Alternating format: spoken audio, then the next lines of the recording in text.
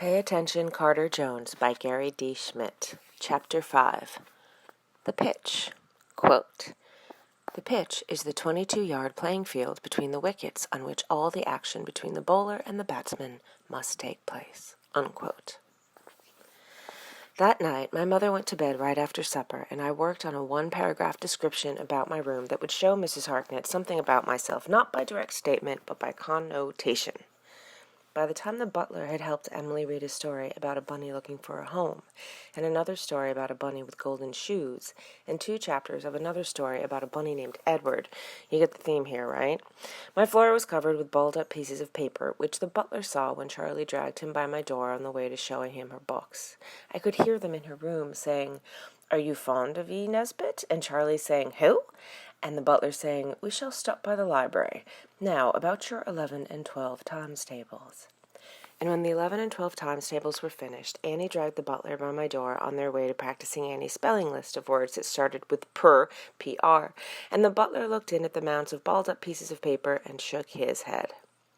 I could hear them practicing, and after Annie's progress providing and pronouncing practically every word in the language, the butler proposed she prosper her study through prompt and profuse private attention to the list, and then he came to my room where there was a whole landscape of balled-up pieces of paper. "Progress seems preempted," he said. "Stop that," I said. "Apologies." He chose one of the balled-up pieces of paper and spread it out. "I'm not very good at this," I said. The butler nodded. "I mean, who gives stupid homework in the first stupid week of stupid school?" The butler balled up the piece of paper again. He picked up another, and he read it, and he balled it up again. "A teacher whose primary aim is instruction," he said. "Are you meant to write about the antics of absurdly powerful characters in strangely colorful costumes?" "I'm meant to write about my room. I'm describing those posters." I pointed. The butler nodded again. "Much more suitable to discuss than the unlaundered debris, which you will later attend to. But your sentences prattle on. Practicing economy and preceding your verbs with some semblance of a proper subject would—" "You're doing it again," I said. "Apologies. I wonder if your teacher would be more interested in the details that say something about you, young Master Jones." "Exactly. I'm supposed to write about how my room says something about me." "So you are writing about superheroes?" "Yup." "Then perhaps," said the butler, "you might begin here." And he pointed at the photograph of my father, Captain Jackson Jonathan Jones, standing in front of an American flag. "Or here," and he pointed at my father's beret from his first deployment in Iraq. "Or here," and he pointed at the goggles that still had sand in them from Afghanistan. And stupid, I felt everything in me start to go stupid watery. "Write your first sentence," said the butler. I did. "Please," he said, and he held out his hand. He took the paper and read it. Then he read out loud. He read out slowly. "My father is on the other side of the world, but he fills my room." The butler put the piece of paper back on my desk. "I predict this beginning will not suffer the fate of its predecessors," he said. He left. It didn't. Okay. So the next day I remembered my lunch. I was just being wary, but Billy Cole was disappointed. "So the butler isn't going to make—" "No," I said. "And there won't be any—" "No," I said. "You jerk," he said. But at lunch there was enough to share with Billy Colt anyway. It was almost like the butler had planned for him, since there were 2 chive cream cheese sandwiches, 2 hard-boiled eggs, 8 carrot sticks, and 4 small raisin scones. "Tell your butler thanks," said Billy Colt. I think that's what he said. It's hard to speak with a whole hard-boiled egg in your mouth. And Mrs. Harknett?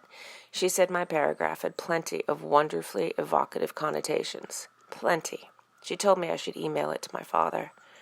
I decided I would.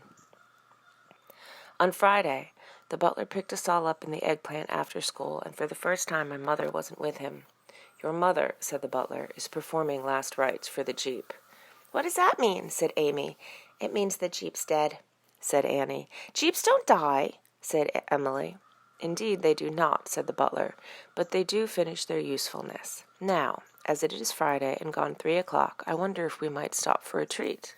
"A treat?" said Emily. "Yes," said the butler. "First, for Miss Emily and Miss Charlotte." Emily and Charlie smiled the smiles they smile when they want to be pains in the glutes, but they were a little disappointed when the treat turned out to be a stop at the library to check out books by E. Nesbit for both of them. "What does the E stand for?" said Charlie. "Excellent," said the butler. "Miss Anne next." Annie did not smile her pain in the glute smile, but she was a little disappointed too when the next stop was Madeline's House of Music, where the butler bought her a metronome. "Is this really a treat?" she said. "For all of us," said the butler, "and it is worth noting that rhythm, properly practiced," he looked back at me and I shook my head, "is important in all aspects of life, but never more so than in music." "Thanks," Annie said, not exactly like she was overwhelmed with happiness. "Young Master Jones next," said the butler. And I have to say, when we stopped at Maryville's sports shop, the possibilities for me looked a whole lot better than an E. Nesbit book and a metronome.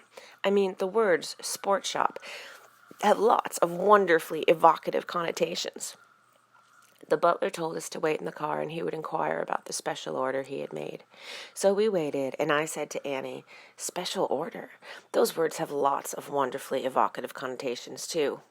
I think Annie tried a little bit not to hate me. But when the butler came back, he was carrying something long and flat and knobby at one end, and none of us could figure out what it was.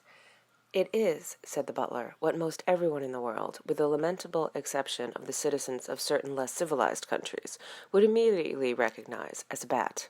"That's not a bat," I said.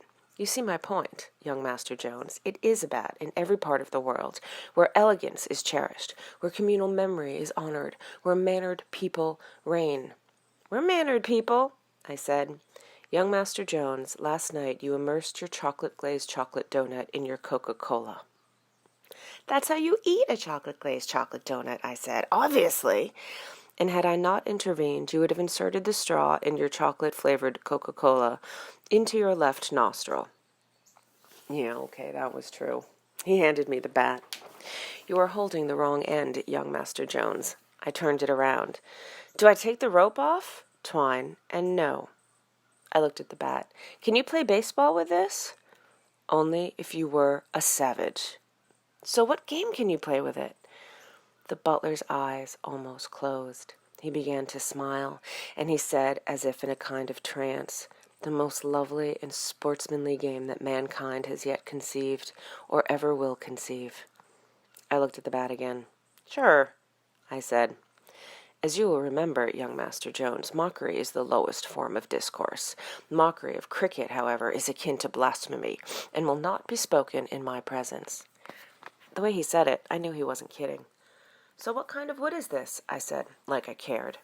"Willow," said the butler, "and tonight you shall knock it in."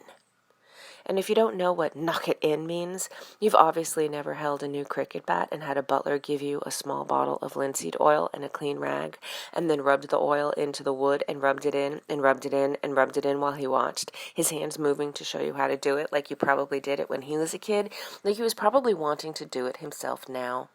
And then you bang a cricket ball all over the bat so the wood gets roughed up.